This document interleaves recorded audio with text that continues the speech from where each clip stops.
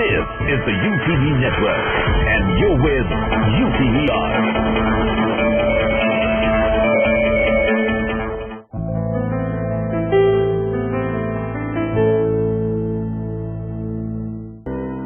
I had a chance to catch up with psychologist Varkha Chulani and discuss how working women can best deal with stress. Varkha, across genders, everybody feels the stress these days, but do you think women are at the receiving end a little bit more? Oh yes, most definitely, because today the role of the woman has changed. Where previously it was restricted to mostly homemaking and taking care of kids. Okay, today it's a wide range of multifaceted ideas and multifaceted things that a woman has to do, which was not so in the past, particularly with the role of the working woman increasing a lot more, where she has to juggle between home, career, personal life, and also basically the socializing, which has increased possibly tremendously over the years. The woman is more distressed. So let me clarify, Radhika, what I mean. Okay, stress is a very misused term. Stress is good in one way, in terms of that it keeps us on our toes. What is not good is the distress that unfortunately people are experiencing today. Let me elaborate. Four most common emotions which today's woman faces is a lot of anxiety. She's tense, she's nervous. That's distress. It's not simply stress, okay? She's often guilty, leaving kids, not being able to cope with possibly home life, always kind of foregoing social, occasions because she has to catch up with something at work. That leads to tremendous guilt. That's distress. She often feels depressed, always feels that a weight is, burdening her and that she has too much to do and too much to cope with. She pities herself. That's distress.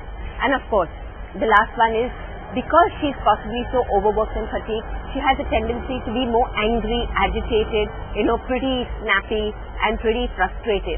Now that also is distress. So the woman of today is unfortunately facing a lot more distress than she was maybe even 10 years ago. I think it's taken a decade or so for a real emotional shift to happen, which is a little worrisome and a little concerning. You were saying that people often confuse stress with distress. Yeah. What exactly is stress then?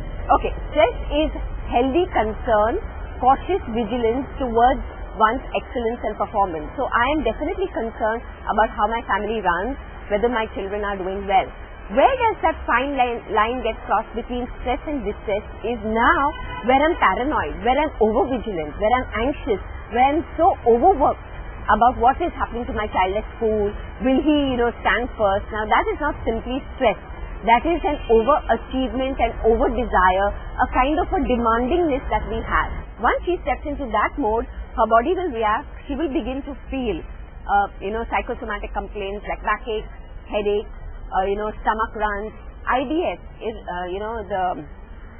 the bowel syndrome, the irritable bowel syndrome is unfortunately a very, very common occurrence in women today. And it's all a manifestation of an over-anxious, over-competitive, over-achieving person who's unfortunately stepped now from stress into distress. So you're inducing pressure on yourself. Correct. Needless pressure, if I may add that. How do you stop yourself from going there? I think we can stop ourselves by rethinking our attitude. Like, I think a lot of us confuse success and happiness. They're not correlated. Okay, so I think we need to re-evaluate that what do we want from this one life that we have on earth. I think our priorities have become slightly warped. Our philosophies or our outlook towards what will bring us happiness needs to be altered for a woman or for a man to be able to stop himself and say enough. And I think that enough will only come when there is an attitudinal shift and where there is a clear thinking between people. What is healthy for me? Okay, what is it that I want to achieve in this life? Okay, where am I going to draw a line and say, that's it, I'll not go further. Is there a point where you can tell the difference between stress and being burnt out? Yeah, I think burnt out is when you're beginning now, there's no fatigue, there's no tiredness, but yet you get up every morning hating the fact that you have to go to work. That, oh God, it's the same thing all over again and you'd rather not do it. In spite of having had a break, in spite of having had a good night's rest, you still get up feeling, a kind of a complete ennui, a complete monotony, a drudgery, where life is, or rather your work is more a bore, a chore than something that you're looking forward to. Now, the minute those kind of signals begin to emerge, I think it's important for us to step back and be a little more careful about where is our life heading. Like, are we burning ourselves out because of overwork, or is it that we've come to a phase of our life where now maybe we've outgrown the work that we are doing? How can one, when it comes to productivity at work, how can one ensure that stress works for work rather than impacting it negatively? Yes, stress always works for work, because if I was careless and callous, I would not be that efficient or careful in the way I work. Okay, we don't want laid backness, but at the same time we don't want hyperactivity and over alertness. Okay, so if we are able to focus that, we want excellence in what we do. Okay, but say that for that excellence, I know I have an optimal level of performance. Okay, in psychology there is that Yerkes-Dodson law which says there is an optimal level where a person performs. Anything more, anything stress will usually result in fatigue, underperformance, more accidents, more mistakes, etc. In fact, one of the jobs that I do as a corporate counselor for one of the MNCs in Mumbai, my job has been to instruct my employees that they're not supposed to be putting their mobile phones and laptops on after work hours. This American company believes that rest is imperative to performance.